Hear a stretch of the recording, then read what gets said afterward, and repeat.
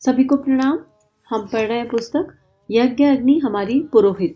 इस किताब की हेडिंग ही कितनी सुंदर है। तो आइए आंखें बंद करते हैं और अपने हृदय में विराजित उस यज्ञ अग्नि को नमन करते हैं, प्रणाम करते हैं। और जैसा कि हमने कल भाव किया था, उनसे प्रार्थना करते हैं कि आप किस तरह हमारी पुरोहित हैं, हमें अनुभव हो जाए, हमें समझ में आ जाए और आपकी दिव्यता हमारे गुण कर्म स्वभाव में उतर जाए और हमारे भीतर से प्रेम का, करुणा का, संवेदना का, प्रखरता का, तेजस्विता का प्रकाश इस लेवल पर विकीर्ण हो कि अनंत लोगों की चेतना प्रकाशित हो जाए गुरु इच्छा से। और इसी भाव से एक गायत्री मंत्र ओम भूर्भुवः स्वाहा तत्सवितुर्वरेण्यं भर्गो देवस्य धीमहि धियो यो नः प्रचोदयात्। कल गुरुदेव इतना सुंदर स्वाध्याय करा रहे थे, पर हमने इस बात पर आके अध्याय को क्लोज किया था कि अगर इस स्वाध्याय की दिव्यता को अनुभव करना है, समझना है, तो सबसे पहले हमको ये मानना पड़ेगा कि यज्ञ अग्नि विष्णु है, भगवान श्री विष्णु है और उनके अंदर सारी दैवीय शक्तियां हैं। बस हमें अनुभव करना है और उस अनुभूति तक जाना है। तो उसके लिए हमें मानना पड़ेगा और मानने के लिए हमें अपने कारण शरीर, अपनी भावनाओं को यज्ञ की अग्नि से स्पर्श करना पड़ेगा। कर्म या क्रिया के आधार पर नहीं कि हमने 5 आहुति दे दी यज्ञ में या 108 आहुति दे दी या 151 आहुति दे दी, वो मैटर नहीं करता। लेकिन मैटर ये करता है कि हमारा कनेक्शन कितना स्ट्रांग क्रिएट हुआ। यज्ञ के माध्यम से जो हम आहुतियां देते हैं उसमें स्वयं भगवान आकर भोज ग्रहण करते हैं। हम अगर ये मान लें और अपने अंतःकरण में उस यज्ञ अग्नि को अनुभव करने लग जाएं, तो हमें इस स्वाध्याय से स्ट्रांग कनेक्ट मिलने लगेगा। तो बंद आंखों से ही प्रयास करते हैं इसको सुनने का, इसको समझने का कि गुरुदेव क्या लिख रहे हैं। अग्नि जो हमारा पुरोहित है, जो हमारा मार्गदर्शक है, वह हमें क्या सिखाता है। बोलता तो जरूरी नहीं, बातचीत भी नहीं करता, लिखना पढ़ना भी नहीं जानता, लेकिन जिसको हम वास्तविक शिक्षा कहते हैं, जो आदमी के व्यक्तित्व को प्रकट करती है, उसके चरित्र में प्रकट होती है, वह जीभ से प्रकट नहीं होती।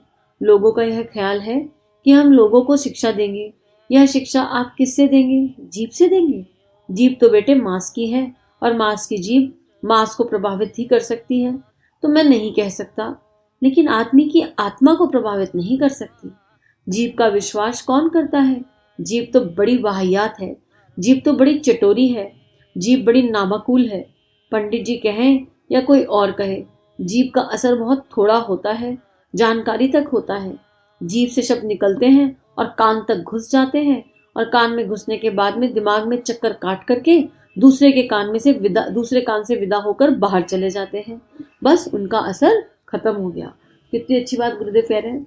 जो मेरे चिंतन में या चरित्र में या व्यवहार में नहीं है, अगर वो मैंने किसी से जाकर कहा तो मैंने केवल जबान चलाई। और जीभ पर सरस्वती विराजित है, ये भी गुरुदेव ने हमें पिछले दिनों एक स्वाध्याय में समझाया था।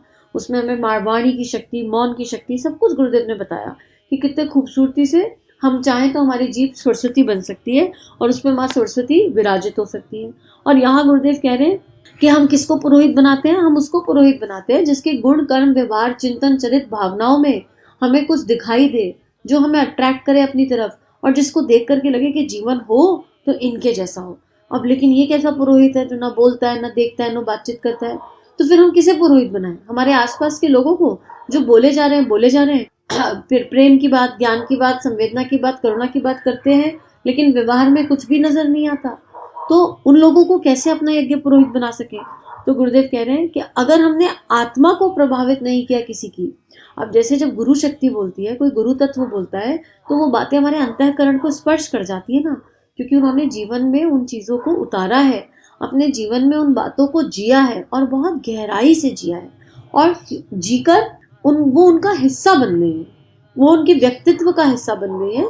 इसलिए जब वो बोलते हैं तो वो एक प्रकाश होता है, एक वाइब्रेशन होती है, एक ऊर्जा होती है जो उनके आत्मा से हमारी आत्मा, अर्थात उनकी भाव संवेदनाओं से हमारी भाव संवेदनाओं तक पहुंच जाती है और हमारे जीवन में बदलाव आने शुरू हो जाते हैं, चेंजेस आने शुरू हो जाते हैं। लेकिन यहीं पर कितने ढोंगी गुरु भी हैं।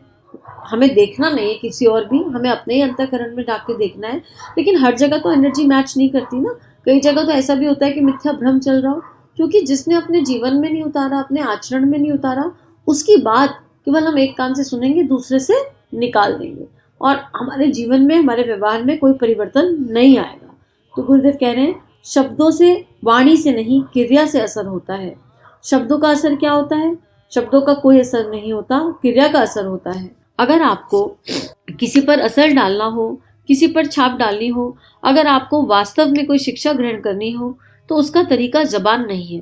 अच्छा, इसको समझने के लिए ना जो गुरुदेव कहना चाहते हैं कि स्टोरी सुनो। आप एक बात मानो, ऐसे ऐसे इमेजिन करो, आपने किसी इंसान को, एक मनुष्य को, एक इंसान को अपने गांव से, अपने शहर से किसी दूसरे बहुत दूर एक शहर में भेजा और कहा कि वहां पर उस शहर के जो सबसे ज्यादा रईस आदमी है वो मेरे बहुत अच्छे दोस्त है, जो संसारिक दृष्टि से बहुत ही अमीर है, रिच है, तुमको उनके घर जाकर मेरा एक पैकेट देकर आना है। ठीक है, अब आपका दोस्त पैकेट लेकर जाता है उन रईस आदमी के घर जो बहुत रिचेस्ट है, और वहां के नीचे सिक्योरिटी से आपका नाम बताता है, आपका परिचय देता है और बोलता है ये पैकेट आप रख लीजिए। ठीक है, अब वो सिक्योरिटी गार्ड ऊपर फोन करता है और उन भाई साहब को बताता है कि ऐसे ऐसे आपके गांव से कोई आया है आपके लिए एक पैकेट लेकर। अब वो आदमी जिसको आप पैकेट देना चाहते हैं वो ऊपर से अपने घर से नीचे उतर कर आए, आपके पास आए, आपके हाथ जोड़े, आपको नमस्ते करे, प्रणाम करे,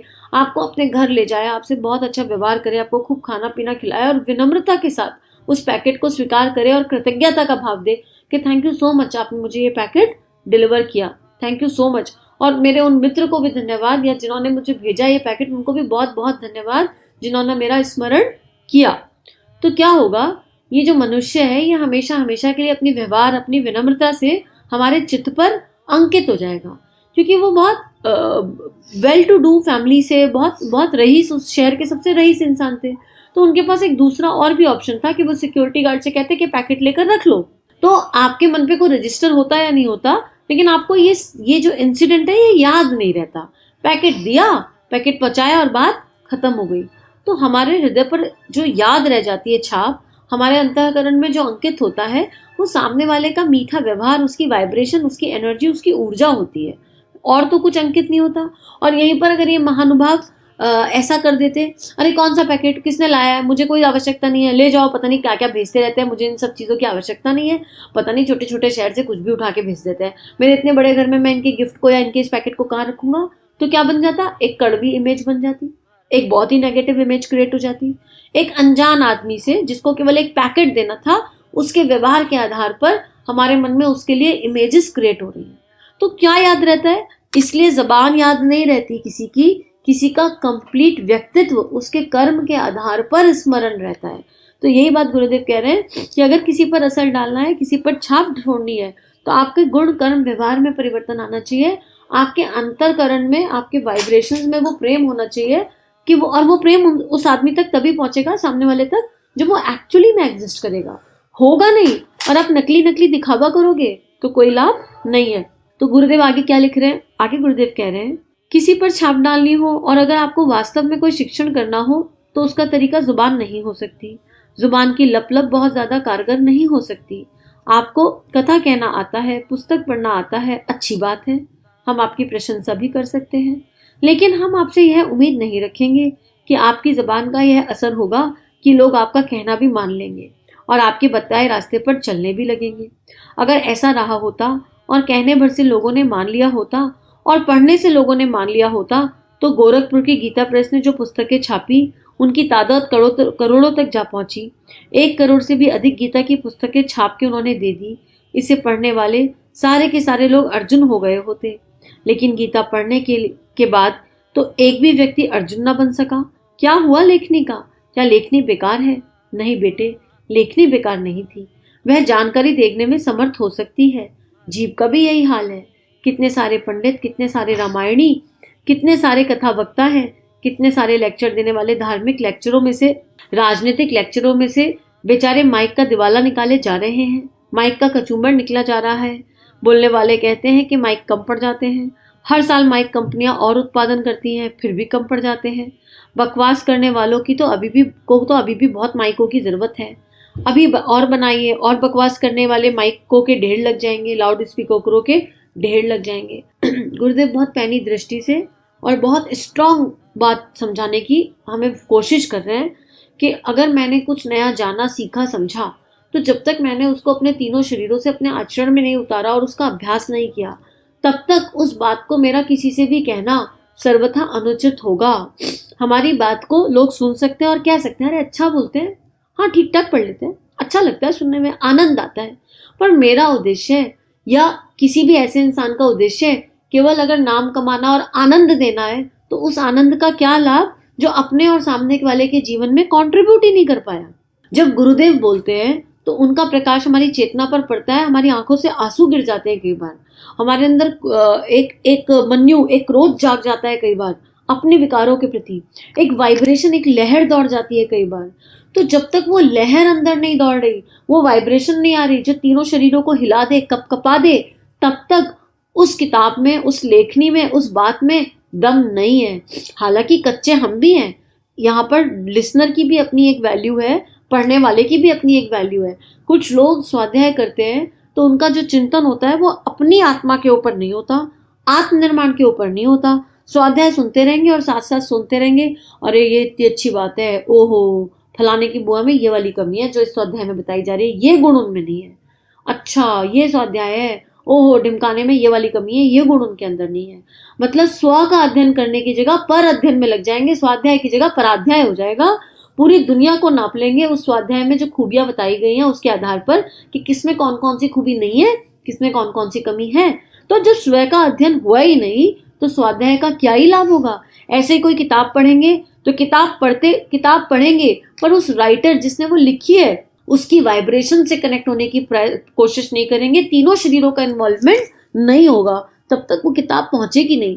जब हम स्वाध्याय करते हैं तो हम आवाहन करते हैं और उस किताब के लेखक का, यूनिवर्स की दिव्य शक्तियों का, कि हमारा चित्त ओपन हो जाए, हमारे भाव विचार कर्म केवल इस चिंतन में लगे और ऐसा लगे कि जो इसमें कहा जा रहा है वो हमारी चेतना में उतर जाए और हमारे अंदर चेंजेस आने शुरू हो जाए, तभी श्रेष्ठ स्वाध्याय का लाभ होगा। नहीं तो गुरुदेव क्लियर बोल रहे हैं कि बोलने वाले भी बहुत है, सुनने वाले भी बहुत है, लोग आते हैं, सुनते हैं, आनंद लेते हैं और चले जाते हैं, लाभ कुछ होता नहीं है। तो अब हमको ये देखना है कि हम किस लेवल पर स्वाध्याय करते हैं और अगर हम कहीं पर वक्ता है तो हमारे अंदर क्या एरिया ऑफ इम्प्रूवमेंट है, हम किस लेवल पर वक्ता का होने का काम कर रहे हैं। हालांकि तो हम कहीं कुछ एग्जिस्ट ही नहीं करते। तो परम पूज्य गुरुदेव वंदे माता जी, गुरु तत्व गुरु शक्ति से प्रार्थना है कि हम सबके भीतर वो वाइब्रेशन आ जाए। हम जब भी कुछ नया पढ़े, अगर अब आज ये स्वाध्याय जन्म शताब्दी का गुरुदेव करा रहे हैं तो यज्ञ अग्नि हमें क्या सिखाना चाहती है, कैसे हमारे पुरोहित है, ये स्वाध्याय मेरी आत्मा में, हम सबकी आत्मा में ऐसे प्रकाशित हो जाए कि एक परमानेंट कनेक्ट यज्ञ से जुड़ जाए आने वाले स्वाध्याय के साथ साथ। सभी को बहुत बहुत प्रणाम, सभी को बहुत बहुत धन्यवाद।